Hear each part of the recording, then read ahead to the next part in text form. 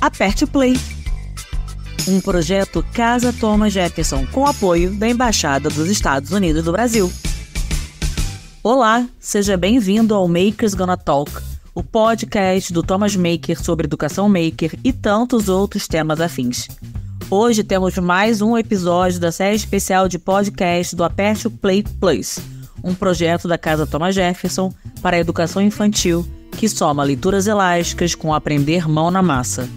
Nessa segunda temporada, trouxemos para essa equação um tema urgente e relevante para a escola que sonhamos existir: a educação antirracista.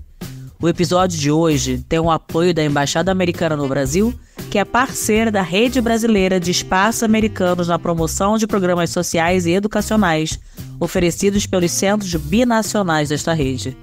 Hoje temos como convidado o Vander Filho, bibliotecário, educador maker e coordenador dos Resource Centers da Casa Thomas. Chamamos o Vander para ele falar um pouco sobre a representatividade negra na cultura pop, na ficção e na literatura. Vamos ouvi-lo? Olá, eu me chamo Vander Filho, sou bibliotecário, educador maker e coordeno os Resource Centers da Casa Thomas Jefferson.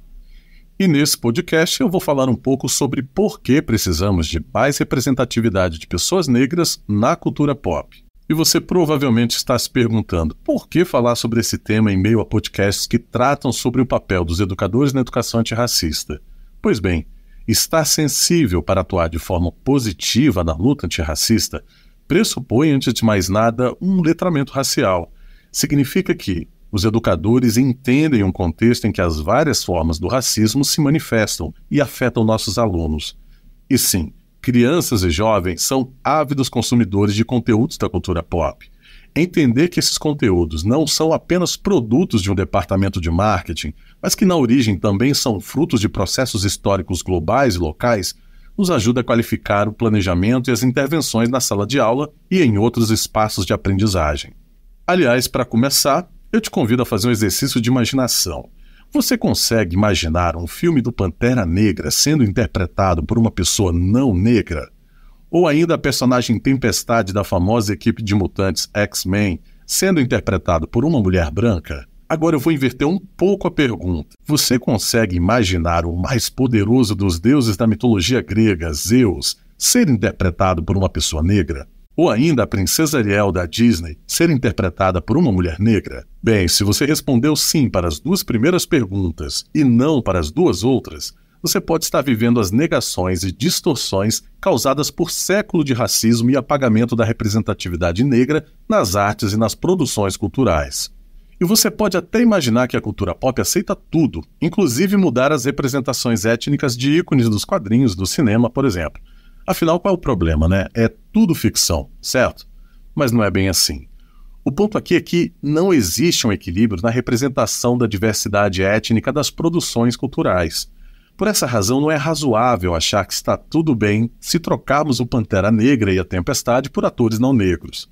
Lembrando que esses são só alguns exemplos dos poucos personagens negros existentes e que alcançaram alguma popularidade na cultura pop. E sim, estamos falando dele, do racismo estrutural, pois séculos de apagamento, invisibilidade e representações racistas dos poucos personagens negros existentes gerou um sistema que exclui e não contempla a diversidade. Basta lembrar da crise recente que obrigou a Academia de Artes Cinematográficas de Hollywood a adotar novos critérios para a premiação do Oscar, com o objetivo de torná-la mais inclusiva.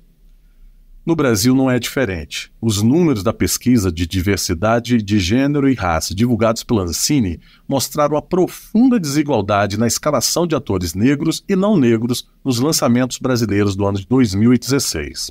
E por falar em representatividade na cultura pop brasileira, vale lembrar que somente em 2017, após décadas de publicações, a Turma da Mônica do quadrinista Maurício de Souza recebeu a Milena, a primeira personagem negra do grupo, sem falar do Jeremias, personagem secundário da Turma da Mônica, que somente em 2018 teve sua primeira apresentação solo em um romance gráfico, contando a sua história de luta contra o racismo na infância.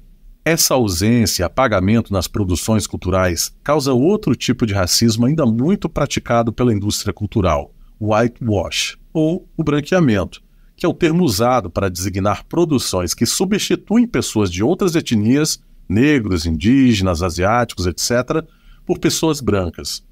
Lembra do Machado de Assis, o maior escritor nacional que sofreu um branqueamento histórico e sistemático?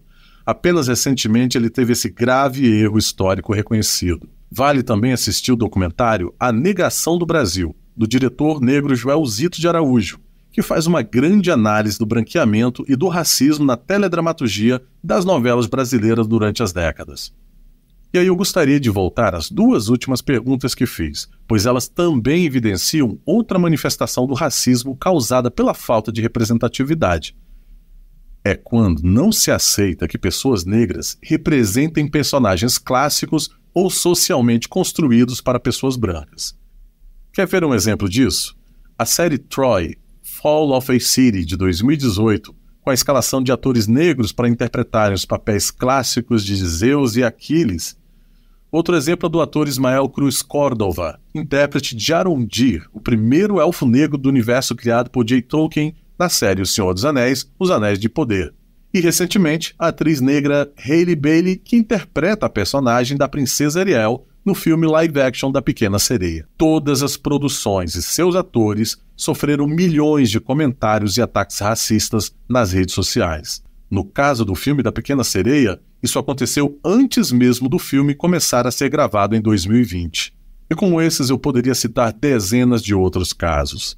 Todas as produções enfrentaram críticas sobre imprecisões históricas, falta de coerência com a origem dos personagens, inclusive pseudo-argumentos racistas travestidos de ciência para tentar justificar a insatisfação com a escalação dos atores. Mas o curioso é que todas as obras são de ficção. O fato de atores negros sofrerem esse tipo de ataque evidencia como as pessoas negras não estão sequer autorizadas a existirem, nem mesmo no imaginário como intérpretes desses personagens. Isso só mostra como precisamos avançar muito mais em termos de representatividade negra na cultura pop.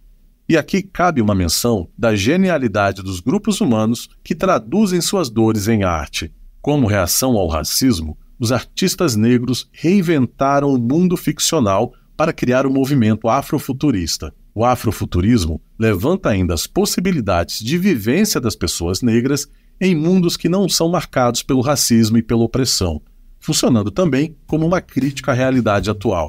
Nesse sentido, por isso a Lei Brasileira 10.639 de 2003, que institui a obrigatoriedade do ensino da história da África e dos africanos, da história e da cultura afro-brasileira, é tão importante. Obrigada por estar conosco para esse Makers Gonna Talk especial. Os materiais do Aperte o Play e do Aperte o Play Plus são gratuitos, abertos e estão disponíveis no nosso hub de recursos educacionais, que pode ser acessado pelo nosso site, aperteoplay.club. Antes de irmos, que tal você tornar visível uma pitada de amor pelo seu podcast maker favorito? Comente e compartilhe este episódio com outros amigos educadores em suas redes. E fique ligado para não perder o próximo. Até lá! Aperte o Play! Um projeto Casa Thomas Jefferson, com apoio da Embaixada dos Estados Unidos do Brasil.